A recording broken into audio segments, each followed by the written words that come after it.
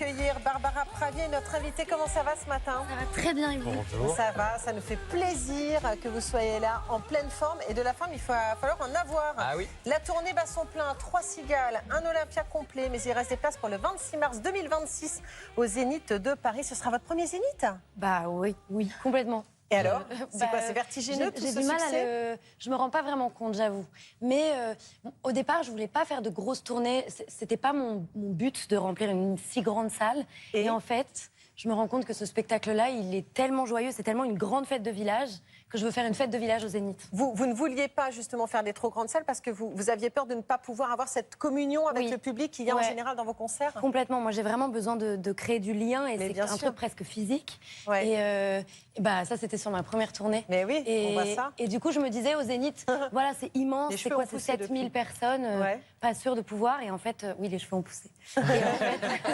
Et en fait, je pense qu'on peut, je pense que je vais d'ailleurs. Et quand l'ambiance est là et que le public reçoit tout ça, évidemment, bah ça circule. Parce que là qu'on vous a connu effectivement dans des salles plus intimistes, au piano, très proche de votre public. Là maintenant, vous passez aussi dans une autre dimension. C'est sur scène que vous prenez vraiment toute votre dimension d'artiste. Oui, carrément. Je pense que je prends même vie sur scène, quoi. C'est quelque chose de complètement différent. Je sors de l'Olympia, en fait, c'était il y a 3 jours.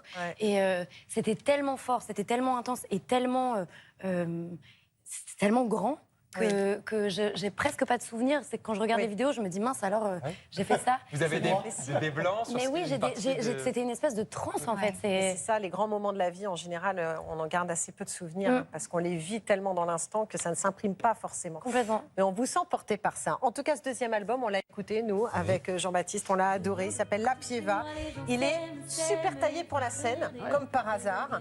Il est pop, il est électro, plus que le premier. Rien à voir, Il y a des sonorités de Zigane, ça j'adore. Et ce titre, il raconte une jolie histoire. C'est quoi La Pieva? La Pieva, c'est le nom de mon ancêtre, c'est une vraie histoire. J'ai une ancêtre en 1750 qui était tzigane et qui se baladait de village en village. Et donc elle vendait de la marchandise, mais le soir elle s'arrêtait dans les villages et elle se mettait à chanter. Et donc les gens des villages qui ont commencé à l'attendre parce qu'elle chantait hyper bien l'ont nommée La Pieva, qui veut dire littéralement la chanteuse.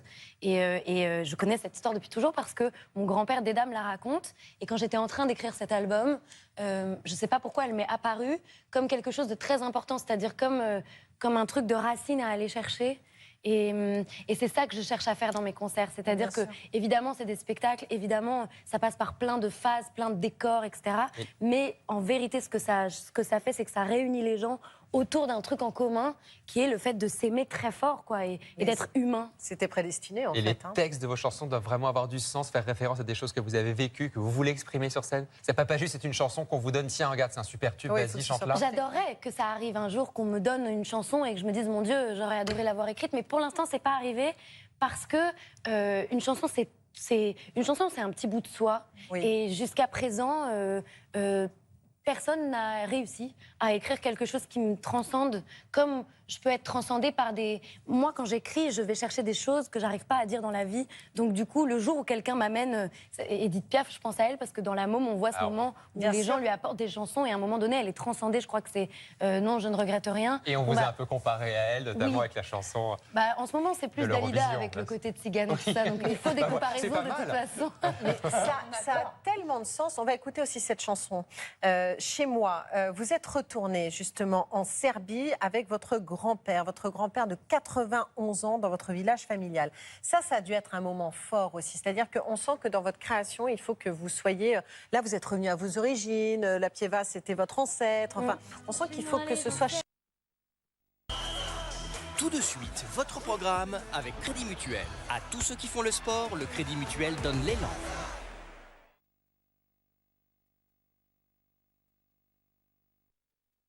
Fort aussi. C'est-à-dire qu'on sent que dans votre création, il faut que vous soyez... Là, vous êtes revenu à vos origines, la Pieva, c'était votre ancêtre. Enfin, on sent qu'il faut que ce soit chargé d'histoire familiale. En fait, il faut que les choses aient un sens. Et ça, c'est le sens que moi, je trouve là dans la musique, c'est ça, c'est de parler des racines, parler du partage. Voilà. Je crois qu'il faut que les choses aient un sens pour moi, sinon je me perds. Ouais, c'est ça. Eh ben, on le comprend.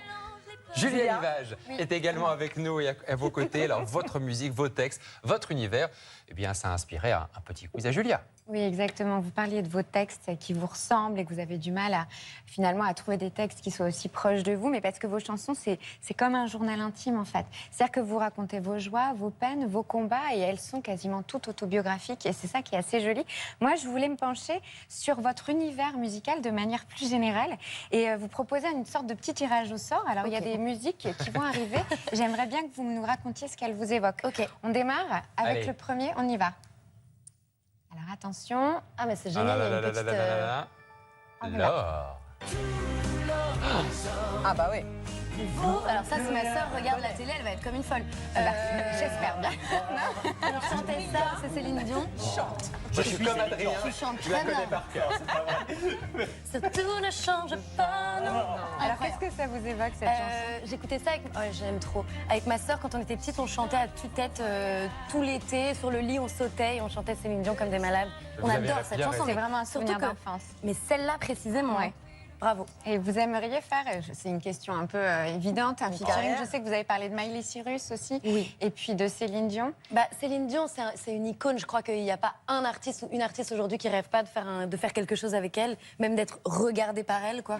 Donc, bah oui, bien sûr. Si Céline Dion m'appelle, je dirais pas non. Ah bah, Et si vous Non, deviez- désolé. si vous deviez écrire pour quelqu'un, juste être J'adorerais auteur, écrire pour Céline ce serait Dion. qui? Ah oui. Franchement, j'adorerais écrire pour elle. Vraiment, vraiment. Puis c'est rare aujourd'hui, les artistes de ma génération, on est tous auteurs-compositeurs. C'est presque c'est comme ça que ça marche aujourd'hui. Essentiel. Avant, il y avait vraiment des interprètes, Johnny, Céline, etc. Aujourd'hui, c'est une des dernières grandes interprètes encore en vie. Donc, bah, bien sûr. ah, j'en ai une autre, une petite dernière. Écoutez.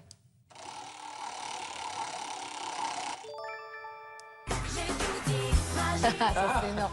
Mais en fait, on est dans les Madeleines de Proust avec ma sœur. Je vais lui envoyer cette émission, elle va rien comprendre. Alors On a à ça, peu près c'est les mêmes, hein, je vous rassure. Personne ne connaît ça. J'ai une Bah anecdote si, là-dessus. Jean-Baptiste, visiblement. J'adore cette Ah ouais. chanson. Et alors, dans le clip, elle dansait, elle avait un t-shirt avec un maillot de bain par-dessus. Moi, j'ai passé pareil l'été avec un t-shirt et mon maillot de bain. Une chorégraphie extraordinaire. Non, franchement, trop fort. Bravo. Ça, c'est votre papa qui vous chantait cette chanson particulièrement? Mon père chantait ça avec un nounours pour m'endormir. Oh non, mais où est-ce qu'on est là?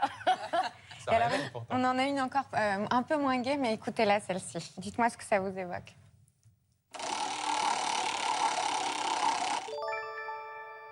Et personne ne s'appelle Marianne. Ah bah bien sûr. Ça, c'est la chanson Marianne. Là, on l'entend. Ouais. Qui est-ce qu'on entend là? C'est Golshifteh Farhani, qui est, voilà, j'allais dire une actrice iranienne qui est une amie que j'aime énormément. Et on a fait cette chanson ensemble il y a 2 ans. Sublime cette chanson. Bah, je l'aime beaucoup. En concert, elle est très très forte parce qu'il y a tout un espèce de mix d'écran, de projection d'écran. Et elle est très très puissante. Et la femme et la chanson. Vous êtes très touché, engagé par la cause avec des événements qui se passent en Iran et tout ça. Vous avez des origines, je crois. J'ai mon grand-père, donc ma mère est moitié iranienne. De côté de mon père, c'est serbe, donc c'est la Pieva. Ouais. Et de l'autre côté, c'est l'Iran. Et c'est vrai que quand j'ai rencontré Golshifteh, bon, d'abord, on a vraiment beaucoup d'histoires en commun. Oui. Le jour où on s'est rencontrés, on a fondu en larmes. Comme si on se connaissait depuis toujours. Et donc, c'était hyper important pour nous de faire cette chanson. C'était à la suite de la mort de Masha Amini, donc, qui s'est fait assassiner parce qu'elle ne portait pas le bien voile. sûr. Et ce qu'elle chante, le baroyer, c'est la chanson de la révolution persane. C'est-à-dire que les hommes et les femmes sont descendus dans la rue ensemble. C'était la première fois que ça arrivait dans l'histoire de l'Iran. Et ils chantaient cette chanson, qui est un hymne à la liberté. Et sortie de cette chanson, Zan Zendegi Azadi, qui veut dire femme, vie, liberté. Bon, alors pour moi, ça va pas être très facile, là, parce que j'avais une autre musique d'une BO de la BO de votre vie. C'est celle-ci, Ah oui. désolée. Voilà, ça n'a rien à voir. C'est en transition. C'est génial. C'est pas mal, hein, transition. Et donc, voilà, ça c'est votre premier souvenir musical. Ah ouais. Alors, c'est plus fort que ça, c'est que la personne qui chante Capitaine Tam, dont je ne connais pas le nom, mais c'était le père d'une amie qui était à l'école avec moi, avec votre fille, figurez-vous. Richard Simon. Exactement. Et Dis donc, c'est j'avais trop bien. enregistré dans ces studios à 6 ans, T'imagines? en a cappella, une chanson.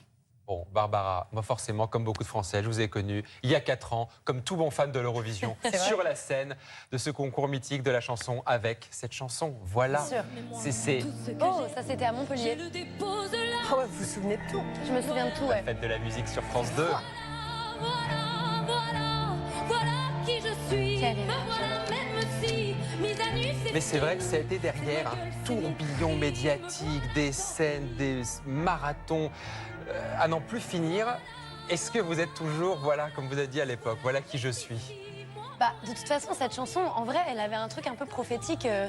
C'est-à-dire qu'elle se transforme avec moi. Au début, la première fois que je l'ai chantée, j'étais personne, je l'ai créée en studio et je suis arrivée, je la chantais pour la première fois au concours de l'Eurovision en France. Et donc, c'était vraiment un cri de je vous en supplie, en fait, écoutez-moi parce que je n'ai que ça et sans vous, je suis rien d'autre. Ouais. Et évidemment, avec le succès, avec le fait que ça marche, avec la tournée, la deuxième tournée maintenant. Vous n'êtes plus la même qu'il y a 4 ans. Je suis plus la même, mais en même temps, cette fille-là, elle existe encore. Et maintenant, quand je chante Voilà qui je suis et ne partez pas, je vous en supplie, restez longtemps, vous imaginez le sens que ça prend. C'est un truc de dingue. C'est-à-dire que maintenant, quand je dis ne partez pas, c'est vraiment, je vous en supplie. Ma vie entière, elle est pour le public et il n'y a rien de plus grand pour moi que d'être sur scène. Il n'y a rien qui m'anime plus que ça. Donc, bien sûr que le sens se transforme. Et on rappelle que vous étiez 2e à l'Eurovision, que c'était une sacrée performance. Donc on est encore toujours très fiers. Elle aurait dû être première parce que vraiment, les premiers, ils étaient nuls. Je plaisante. Moi, je suis très bonne poire. Moi, je suis très fière de ma 2e place. Mais vous pouvez, vous devez même. Je l'adore et je suis contente parce que je pense que ma vie, elle est géniale aujourd'hui. Et je pense qu'elle aurait été peut-être plus dure avec la première place parce que c'est encore plus tourbillonnant. Et là, c'est suffisamment tourbillonnant. Laissez-moi du temps pour respirer. On va vous laisser 2 minutes le temps de la pub et on revient en direct avec Barbara Pravi qui est l'invitée Télématin. À tout de suite.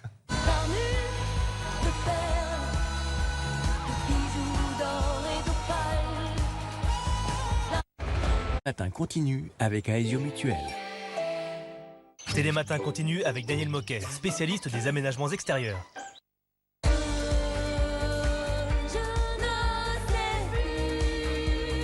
Ce que vous entendez, c'est Qui j'étais et on le retrouve, ce titre, sur ce sublime album. 2e album de Barbara Pravi qui est notre invitée. Cet album s'intitule La Pieva. Et comme Julia Aliage, qui est toujours avec nous, est un peu joueuse ce matin, vous avez prévu un petit...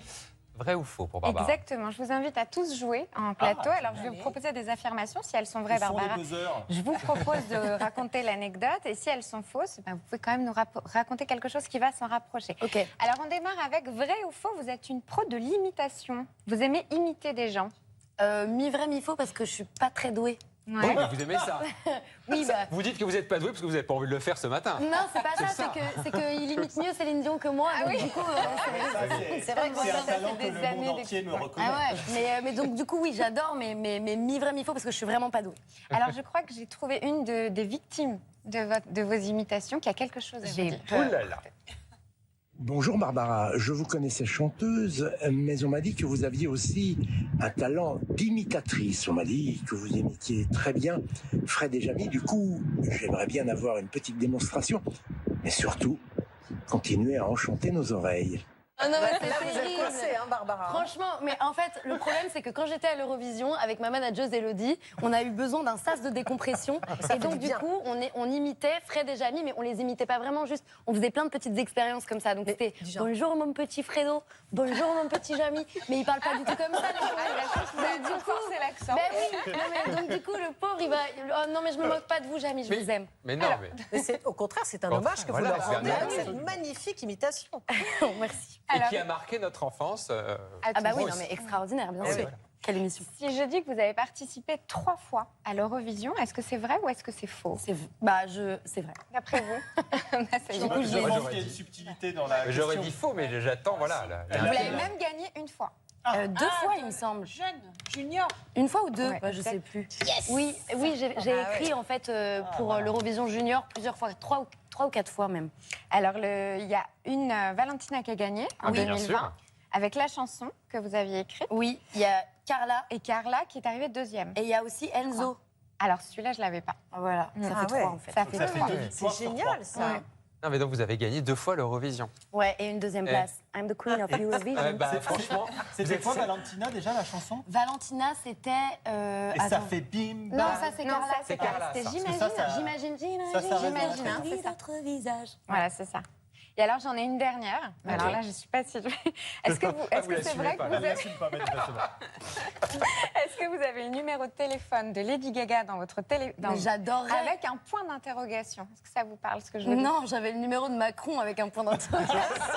Pourquoi? Qu'est-ce qui s'est passé? Vous n'étiez pas En fait, certaine? un jour, j'ai reçu un message, mais c'était juste après l'Eurovision, j'ai reçu un message bravo, excellent, je sais pas quoi, je vous adore, Monsieur le Président de la République. Et moi, j'ai répondu Monsieur le Président avec genre un point d'interrogation.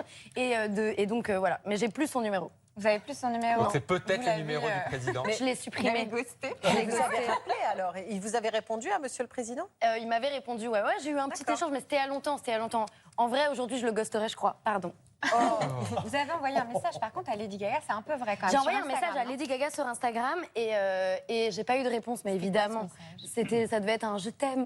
Je vous adore. Ouais, ça devait être un truc tout simple J'adore comme ce que ça. vous faites. Merci beaucoup Barbara Pravi d'avoir bravo. été l'invitée de Télématin. Bravo, on vous souhaite beaucoup de succès avec La Pieva, cet Merci. album et votre tournée partout en France, notamment le 26 mars 2026 déjà au Zénith de Paris. Oui. On sera là évidemment. Merci Évidemment. Et nous, on sera là demain matin Ça, c'est aussi, sûr. à 6h30, ça c'est bien certain. sûr, certain. Avec vous tous, évidemment, on se retrouve demain. Merci à toute l'équipe qui a préparé cette émission, à suivre la Maison des Maternelles. À demain.